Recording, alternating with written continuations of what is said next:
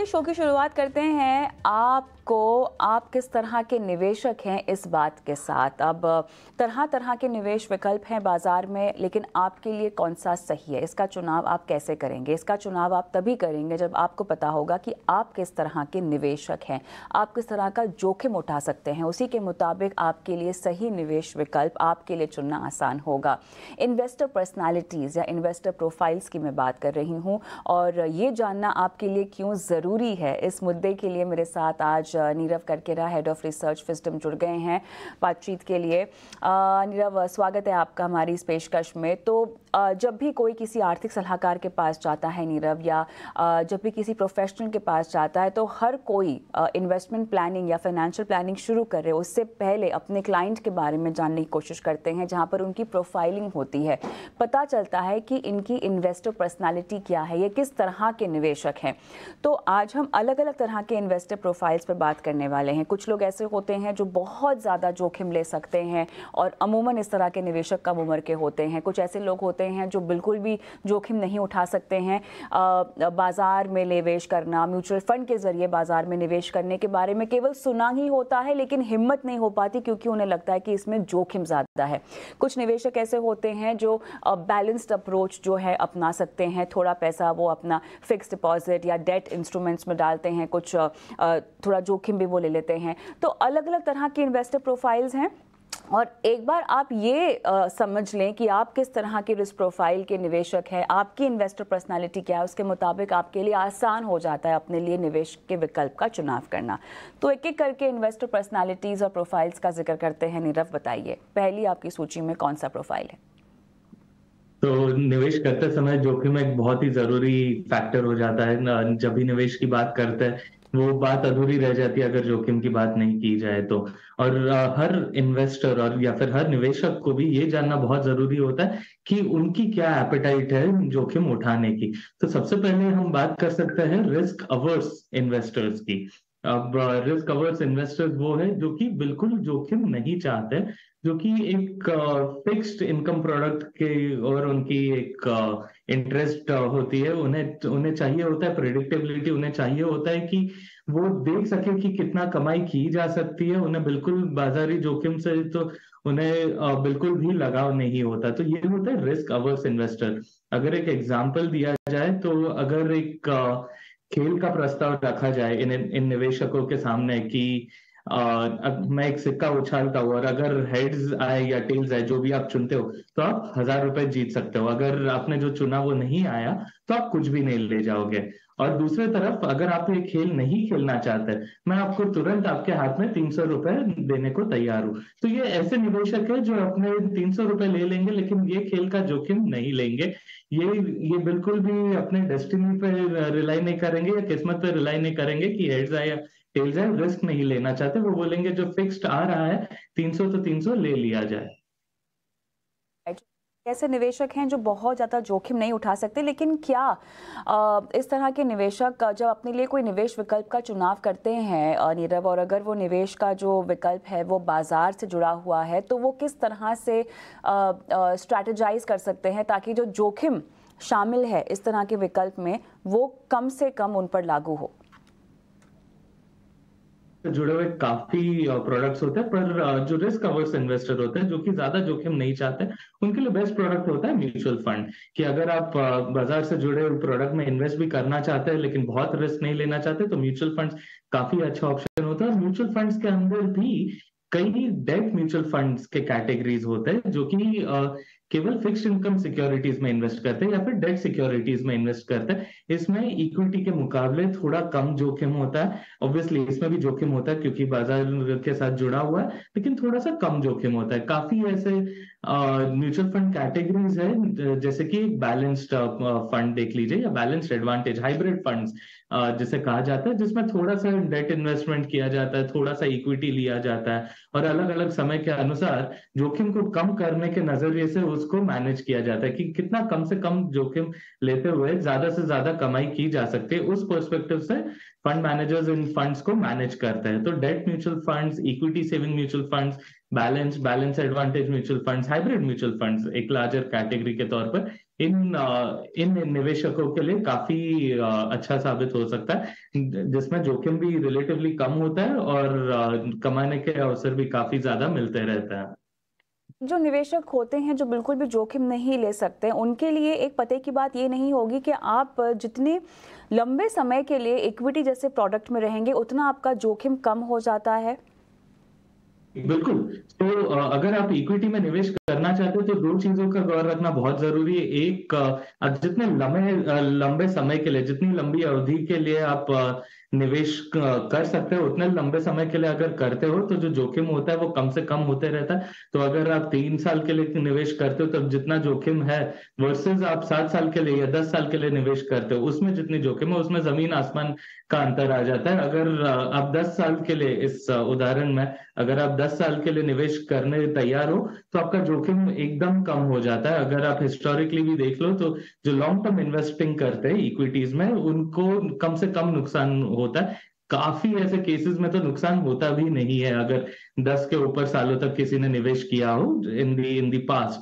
सो जितना लंबा समय के लिए आप इन्वेस्टेड रह सकते हैं वो काफी अच्छा होगा। और दूसरी चीज जो बहुत जरूरी है वो है एसआईपी के माध्यम से निवेश करना, कि आप हर समय थोड़ा थोड़ा थोड़ा थोड़ा निवेश करते जाइए, एक साथ एक भारी रकम निवेश ना कीजिए इक्विटीज में।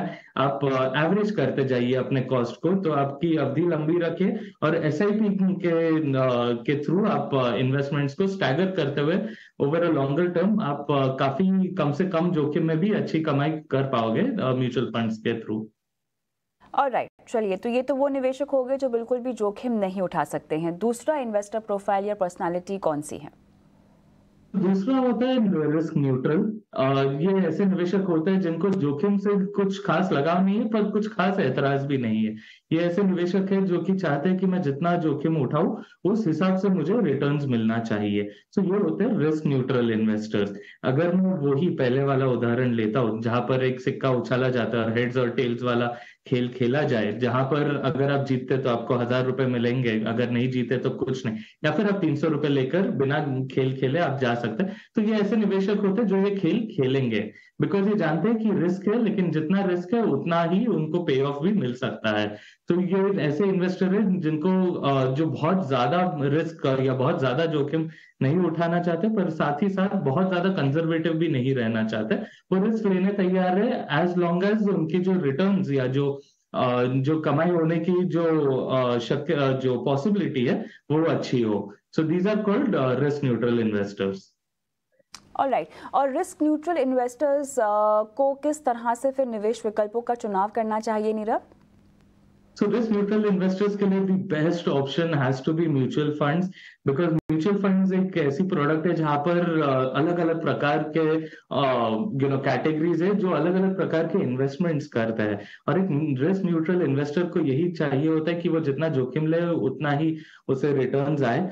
तो म्यूचुअल फंड्स में ये जो बैलेंस एडवांटेज और जो large cap, multi cap, flexi cap equity funds होते हैं, अगर लंबे दौरान के लिए इसमें निवेश किया जाए तो इसमें जितना जोखिम लिया जाता है उस हिसाब से काफी अच्छा रिटर्न्स मिलने का चांस मिलता है। एंड जो ये रिस्क न्यूट्रल इन्वेस्टर्स है ये उनके एपेटाइट के साथ बिल्कुल मिलती जुलती, इन सिंक में चलती है ये म्यूचुअल फंड के ये कैटेगरीज। इसके अलावा एनपीएस प्रोडक्ट्स भी बहुत बेहतरीन होते हैं। उसमें अगर आप ऑटोमेटिक रूट नहीं चूज करते, आप आपके हिसाब से इक्विटी प्रोपोर्शन को बढ़ाते हुए उसमें एनपीएस में भी इन्वेस्ट कर सकते हैं। तो काफी ऐसे एनपीएस प्रोडक्ट्स है जो कि बहुत अच्छा रिस्क ऑप्टिमाइज्ड रिटर्न्स का ऑप्शन देते हैं सच इन्वेस्टर्स को। ऑलराइट, और अंत में ऐसे निवेशक जो बहुत जोखिम ले सकते हैं?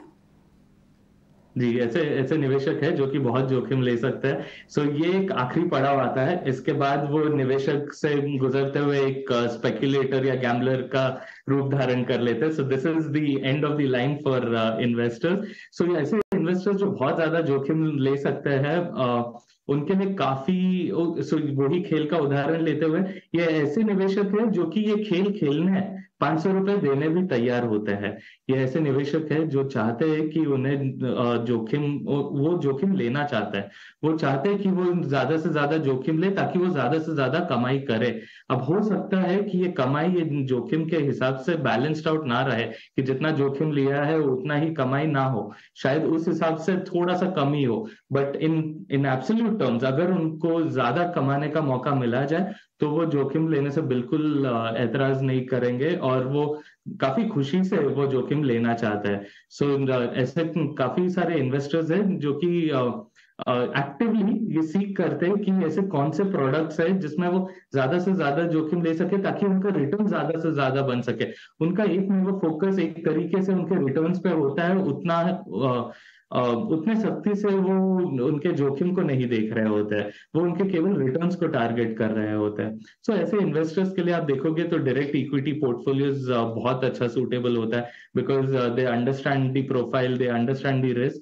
वो चाहते हैं कि वो डायरेक्ट इक्विटीज में निवेश करे, वो चाहते हैं कि वो डेरिवेटिव्स में निवेश करे, ऑब्वियसली सोच समझ के करे और सही एफर्ट्स डाल के करे। अगर वो म्यूचुअल फंड्स में भी इन्वेस्ट करते हैं तो वो काफी रिलेटिवली रिस्की कैटेगरीज में एक्सप्लोर करते हैं। ऐसे ऐसे निवेशक होते हैं जो कि बहुत काफी ऐसे जो जोखिम लेने वाले निवेशक है, उनकी जो निवेश करने की अवधि होती है वो भी काफी लंबी सी होती है। तो ये निवेशक small cap mid cap mutual funds में निवेश करते हैं, थीमेटिक म्यूचुअल फंड्स में निवेश करते हैं, सेक्टोरल म्यूचुअल फंड्स में निवेश करते हैं, जहां पर जोखिम जो है जो थोड़ा सा ज्यादा होता है, पर जब भी रिटर्न बनता है वो भी बहुत बढ़िया बनता है। उसमें रिस्क ज्यादा है, return potential, I won't say return but return potential, return होने की आशंका काफी ज्यादा, अच्छी रिटर्न मिलने की आशंका काफी ज्यादा होती है। तो ये म्यूचुअल फंड्स काफी सूट करते हैं। काफी ऐसे जोखिम लेने वाले इन्वेस्टर्स है जिनके को ये, अगर उनका टिकट साइज उनको सपोर्ट करता है, अगर वो एक अमाउंट के ऊपर इन्वेस्ट कर पाते हैं, तो काफी ऐसे थीमेटिक पीएमएस और ऑल्टरनेट इन्वेस्टमेंट फंड्स भी है जो कि इन्हें काफी अच्छा रिटर्न पोटेंशियल ऑफर करती है। एट द सेम टाइम उन्हें बहुत ज्यादा जोखिम भी लेना पड़ेगा, बट ऐसे निवेशकों को कोई एतराज नहीं होता, उन्हें केवल रिटर्न चेज करना होता है। तो ये सारे जो प्रोडक्ट्स हैं ऐसे निवेशकों के लिए बखूबी सूट करती है। मेरे ख्याल से अब चर्चा के क्योंकि अंतिम पड़ाव पर हम आ गए हैं, और आखिर में यही सवाल पूछना चाहूँगी कि भले ही हमने 3 प्रोफाइल्स ऑफ इन्वेस्टर्स पर चर्चा की है, ये वो अलग अलग तरह के निवेशक हैं जो कि समझते हैं निवेश के विकल्पों को, इन्वेस्टमेंट इंस्ट्रूमेंट्स को, और उसके मुताबिक अपने लिए एक फाइनेंशियल रणनीति बनाते हैं। लेकिन नीरव, क्या ज़रूरी नहीं है कि आप अपनी ज़िंदगी के पड़ाव, उम्र को देखते हुए इस तरह के निवेशक बने? मतलब कहने का मतलब ये है कि एक ही इंसान में ये 3 तरह के निवेशक भी हो सकते हैं। निर्भर करता है कि वो किस समय उम्र में निवेश की शुरुआत कर रहे हैं, कितने समय तक कर सकते हैं, और कितना जल्दी उनका लक्ष्य वो चाहते हैं कि अचीव हो जाए। तो एक ही निवेशक की जर्नी में, एक ही निवेशक के निवेश के सफर में वो ये तीनों प्रोफाइल्स को टच कर सकता है, और शायद टच करना जरूरी भी होगा। बिल्कुल बिल्कुल। सो जब भी इसकी बात करते हैं तब हम इन्वेस्टमेंट प्रोफाइल की बात करते हैं। अभी जो हमने बात की है वो रिस्क प्रोफाइल की बात की है हमने। ये रिस्क प्रोफाइल आगे बढ़ते हुए इन्वेस्टमेंट प्रोफाइल में कंट्रीब्यूट करती है। तो एक ये ऑब्वियसली ये बहुत जरूरी हो जाता है कि आप पर्सनली कितना जोखिम उठा सकते हैं। इसके साथ ही साथ ये बहुत मायने रखते हैं कि आप किस अवधि के लिए आप निवेश करना चाहते हैं। क्या आप शॉर्ट टर्म इन्वेस्टिंग कर रहे हो, क्या आप लॉन्ग टर्म इन्वेस्टिंग कर रहे हो? इसमें काफी एक डिफरेंस आ जाती है जो आपकी सूटेबल स्ट्रैटेजी होती है उसके लिए। और तीसरी जो बहुत जरूरी चीज होती है वो होती है आपकी जो फाइनेंशियल गोल होती है, या जो आपकी फाइनल ऑब्जेक्टिव होती है, जो फाइनल आपकी अपेक्षा होती है कि आप निवेश करते हो किसी गोल के लिए ही इन्वेस्ट करते हो। वो जो आपका गोल है वो कितना क्रिटिकल है at this point in time. Obviously सारे गोल जरूरी होते हैं, पर कुछ वो कहते हैं ना, कुछ सपने बाकी सपनों से बड़े होते हैं। तो ये किस किस तरह का एक गोल है आपका। जैसे हो सकता है कुछ केसेस में कोई निवेश करना चाहता है ताकि वो दुनिया घूम सके, एक वेकेशन ले सके 1 महीने का, वर्सेस कुछ लोग होते हैं जो कि निवेश करना चाहते हैं ताकि वो अपनी पढ़ाई की फीस भर सके, अच्छे फ्यूचर के तरफ या रिटायरमेंट के तरफ वो भर सके। सो ये काफी डिपेंड करता है कि ये 3 चीज मिलके आपका क्या एक इन्वेस्टमेंट प्रोफाइल बना लेता है। सो मैं एक चीज कहूंगा, ऑब्वियसली उम्र का एक बहुत बड़ा प्ले होता है, पर उम्र से भी ज्यादा ये बहुत मायने रखता है कि आप जीवन के किस पड़ाव में है, आपकी जरूरतें क्या है, आपकी करंट सिचुएशन क्या है।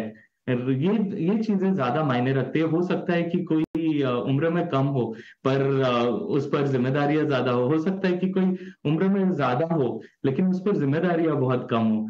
तो जो भी डिसीजंस लिया जाता है, इन्वेस्टमेंट प्रोफाइल लिया जाता है, वो इन 3 पैरामीटर पर ज्यादा लिया जाता है कि आप जोखिम कितना ले सकते हो, आपका पर्सनल फाइनेंशियल सिचुएशन क्या है और आप कितने समय तक निवेश कर सकते हो, और तीसरा आपका जो फाइनेंशियल गोल है वो कितना जरूरी होता है। तो अपने जीवन के पड़ाव के हिसाब से, अपना पर्सनल फाइनेंशियल सिचुएशन के हिसाब से और अपने फाइनेंशियल एस्पिरेशंस के हिसाब से एक बहुत ही यूनिक तरीके से एक इन्वेस्टमेंट प्रोफाइल बनता है, और उसी यूनिक प्रोफाइल के हिसाब से एक पोर्टफोलियो स्ट्रैटेजी बनती है, और उसी के हिसाब से निवेश करना बहुत जरूरी है। हो सकता है काफी बार मार्केट या बाजार के उतार चढ़ाव को देखते हुए एक इच्छा जागृत हो सकती है कि हम अगर रिस्क न्यूट्रल इन्वेस्टर है तो एग्रेसिवली इन्वेस्ट करें, या काफी ऐसे समय आते हैं जहाँ पे बाजार के गिरावट के समय हमें लगता है कि हम रिस्क न्यूट्रल इन्वेस्टर है तो भी हम थोड़े से रिस्क अवर्स टाइप हो जाए। तो ये जानना बहुत जरूरी है कि आप किस प्रकार के इन्वेस्टर है और आप किस लिए इन्वेस्ट कर रहे हो। तब जाके आप ये समझ पाओगे कि बाजार में उतार चढ़ाव होता रहेगा पर आपकी जो डिसिप्लिन है वो बरकरार रखना बहुत जरूरी है। ये तो बुनियादी बात है जो मेरे ख्याल से अगर आप इन्वेस्टमेंट का सफ़र शुरू कर रहे हो या कर चुके हैं और अब तक अगर आपने अपनी प्रोफाइलिंग नहीं की है तो बहुत ज़रूरी है इसके बाद आप अपने लिए एक सही रणनीति का चुनाव कर पाएँ। बहुत बहुत धन्यवाद नीरव, आपका समय निकाला इस खास चर्चा में शिरकत की। लेकिन हम आगे बढ़ते हैं और ESG फंड्स को लेकर काफ़ी बोलबाला है। अब ऐसे में सेबी ने थीमेटिक ESG फंड्स को भी लॉन्च करने को मंजूरी दे दी है, लेकिन इससे आपके लिए बतौर निवेशक किस तरह के नए विकल्प खुलते हैं, और अगर किसी भी